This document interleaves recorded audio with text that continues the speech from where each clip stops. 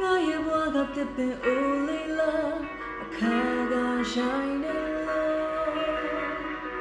စိတ်လန့်ချတဲ့ရှိန်ရောင်တွေကမဲတဲ့ကိုရောနေဝေး